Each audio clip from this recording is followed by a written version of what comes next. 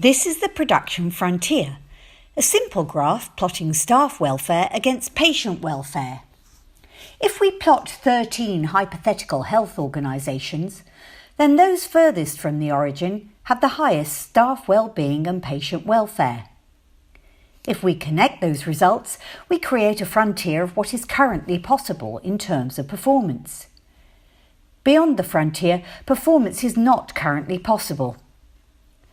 Organisations 1, 4, 7, 11 and 13 operate right at the frontier and prove such performance is possible.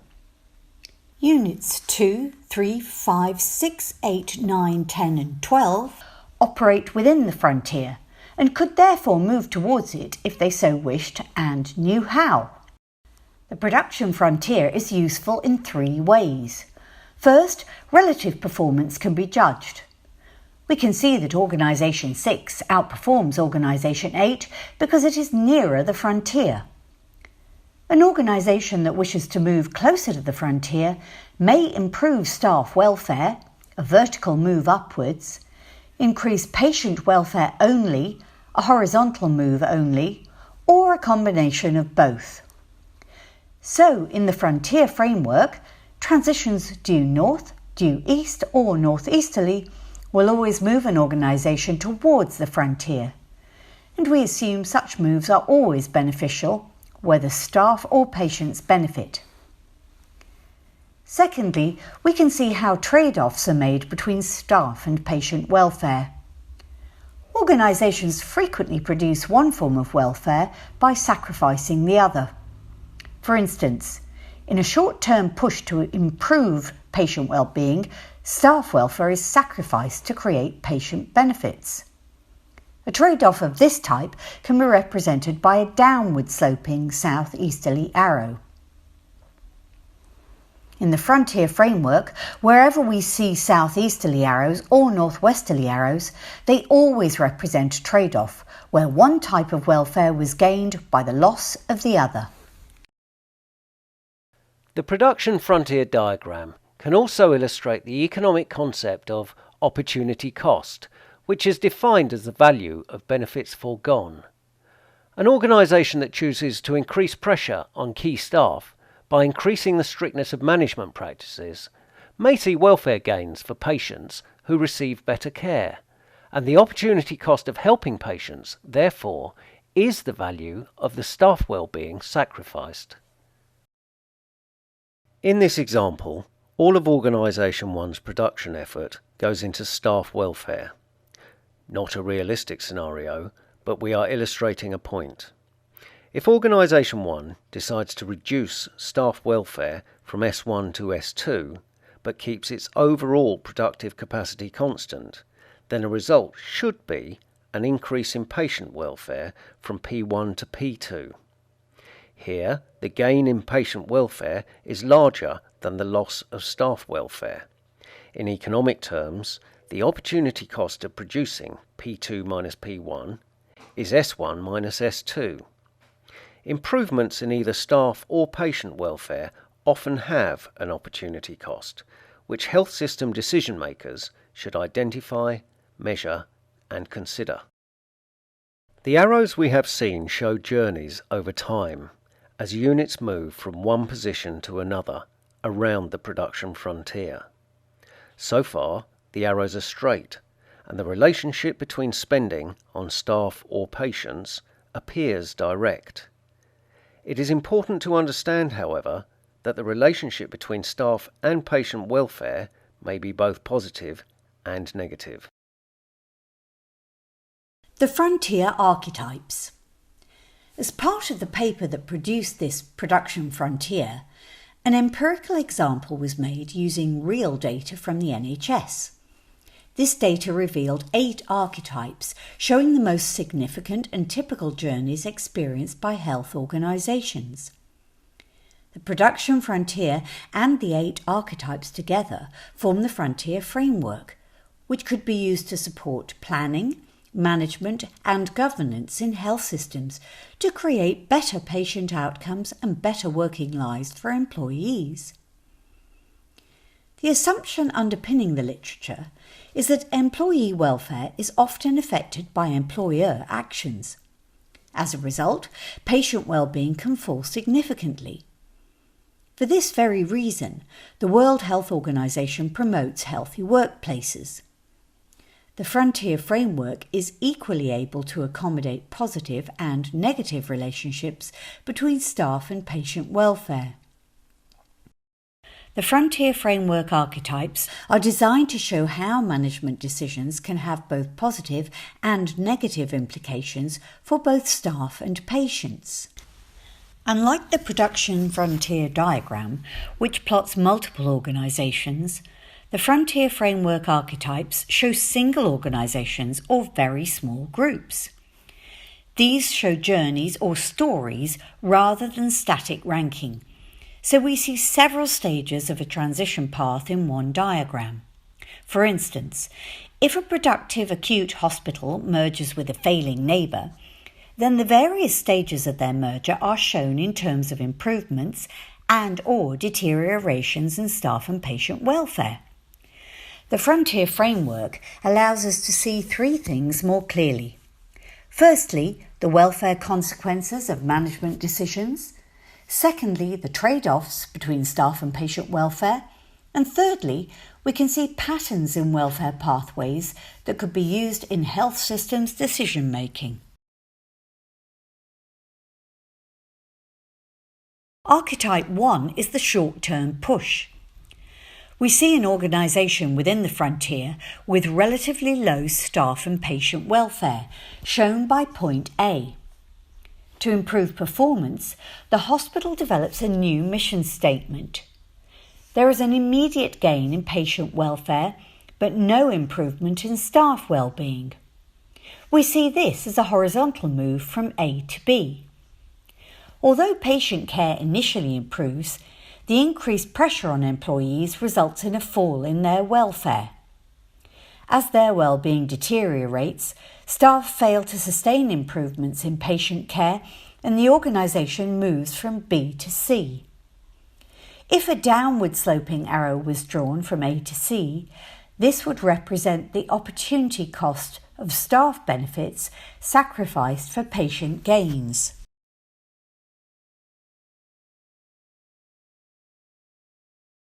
Archetype 2, the Virtuous Cycle.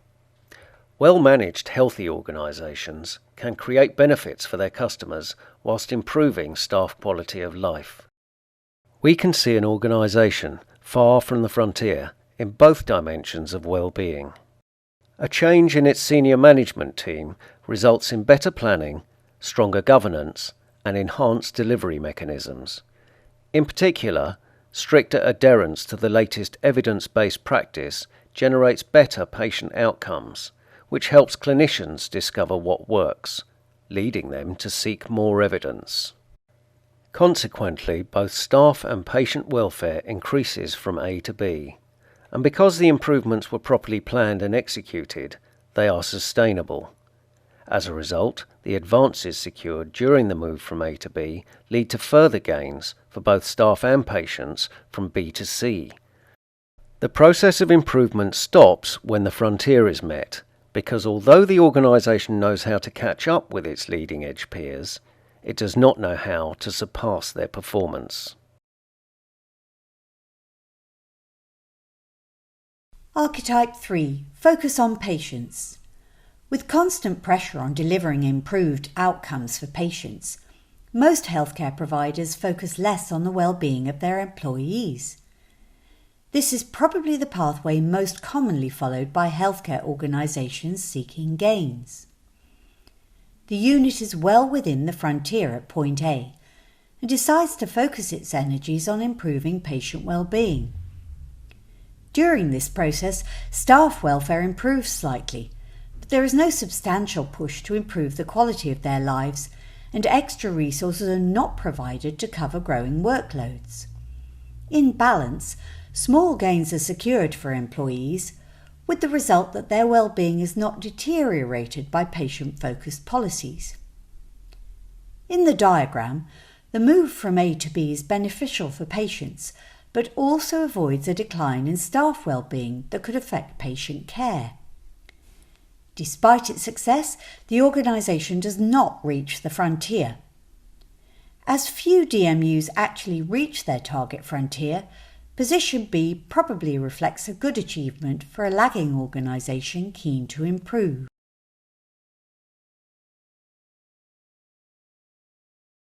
Archetype 4, the fruitless trade-off. This portrays an organisation wishing to make substantial gains in patient welfare, but limited by its nearness to the frontier. If the organisation tried to improve patient welfare only, the frontier would soon be reached. This implies that the technical means of creating patient well-being, such as the provision of drugs and surgery, are limited. So the unit might choose to deteriorate staff welfare as a short-term means of improving patient outcomes. For instance, clinicians can be pushed to work harder, to sacrifice more, and to give from their own stock of well-being. In the short term, patients may benefit from this trade-off. However, the opportunity cost is a loss of staff welfare, and as no overall gain is made, the unit moves no nearer to the frontier. Instead, the trade-off between patient and staff welfare is represented by the southeasterly shift from A to B. We may recognise a potential outcome from Archetype 1 if the course proves unsustainable. Frontier Framework Archetype 5, Pushing the Frontier. Leading edge organisations often push forward the frontier of what is possible. For instance, hospitals recognised for transformational leadership, exemplary professional practice and constant innovation are likely to improve both staff and patient well-being. It is rare for organisations within the frontier to leapfrog the leaders in their field because followers tend to adopt existing technical means of production rather than innovating the ways things are done. Archetype 5 shows a leading-edge organisation that defines the bounds of what is possible with current technology. Situated at A, the DMU cannot improve upon its current performance unless its frontier shifts away from the origin. If better ways of treating patients are developed or new ways of increasing staff well-being are implemented, the frontier will move from A to B. At the new frontier, the organisation produces more of both forms of welfare, which benefits both staff and patients. For example, a hospital introduces transformational leadership that improves job satisfaction and creates a better patient experience.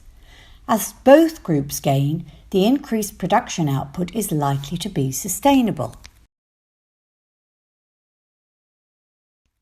Frontier Framework Archetype 6, the successful merger. Leading-edge organisations often try to push the boundaries of what is possible. Within the Frontier Framework, this is shown by an outward shift in the frontier.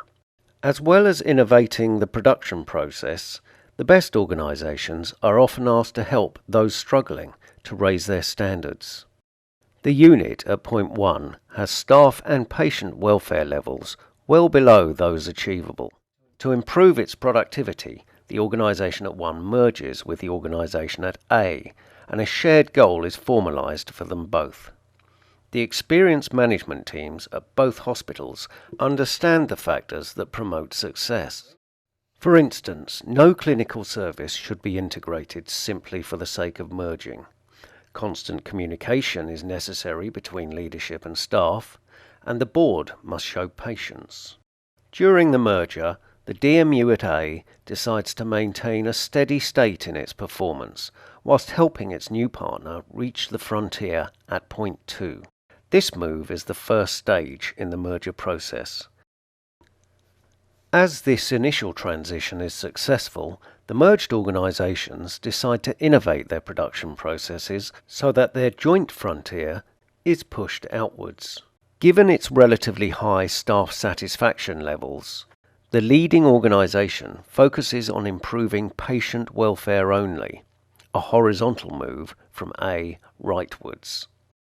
Because of its more central location, the partner decides to generate both staff and patient well-being, a northeasterly shift from point 2. As a result of their combined efforts, both organisations successfully reached their shared goal during the second stage of the merger. Consequently, a new frontier is created, and both DMUs achieve similar levels of staff and patient well-being. Frontier Framework Archetype 7. Stuck within the frontier. Sometimes organisations cannot break their cycle of poor performance. This unit has low levels of both staff and patient welfare. In response, the chief executive is sacked and management consultants are brought in to take action.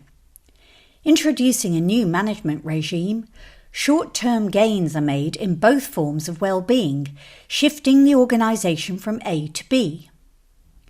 Although this success is celebrated, the organisation does not have any substantial new money to promote sustainable change. Desperate to replicate their achievements to date, the management consultants increase pressure on clinical staff. As a result, patient outcomes improve, but only because there is a trade-off with staff well-being that moves the organisation from B to C. From a management perspective, this transition is not viewed negatively. Patient outcomes have improved greatly over the last 2 periods, while staff welfare has not dropped below its original position at A. Given their success, the consultants leave, claiming that the failing organisation has been turned around. However, underneath, a seed of future failure has been sown. As an example, evidence suggests that insecurity amongst health workers undermines their trust in the workplace. In turn, this affects their performance and the service that patients receive. Although the staff are not objectively worse off, staff feel relatively deprived because, unlike management, they compare their current welfare to the peak at B, not their original position at A. The perceived loss demoralises employees, and their sense of well-being drops significantly, pulling patient welfare down as well. The organisation is now at point D. During the next period, staff welfare stabilises, but patient well-being falls, returning the organisation to the original level of patient welfare, observed at A. The organisation is now at E. In 2 transition periods, the work of the management consultants at improving patient well-being has been completely undone, whilst driving staff welfare to its lowest ever level. Given the downward cycle, the organisation reaches a crisis point, and both forms of welfare rapidly fall to F. This organisation is clearly failing as a result of short-term solutions creating long-term problems. At point F, the situation is so bad that the organisation probably has little option but to close. Frontier Framework Archetype 8, the Unsuccessful Merger. Economists talk about hidden action and hidden information as being common features of any situation in which an organisation tries to transact with a third party. Here we see a hospital at point A that decides to work more closely with the nursing home shown at point 1 in order to improve patient discharge times. From the hospital's perspective, the joint working partnership is ideal because they both have similar levels of patient welfare. What the hospital does not know is that the nursing home has relatively low levels of staff well-being. As the 2 organisations begin to work together, differences in their levels of staff flourishing begin to show. During transition period 1, the motivated and happy staff in the hospital improve patient well-being from A to B, pushing their frontier outwards. In the nursing home, a decline in staff welfare reduces patient welfare from 1 to 2. For instance, staff experience burnout and inappropriate medication use begins to rise. Given the unacceptably low levels of staff and patient well-being in the home, the hospital ceases the joint working relationship. During the period that follows, the hospital remains at its productive limit, shown by B, whilst the nursing home declines further to 3. If properly monitored and sanctioned, the nursing home may be forced to close or to change management because of its unacceptably poor performance. So we see that a leading-edge organisation can misinterpret signals from a potential partner and enter into a short-term relationship that fails to deliver expected outcomes.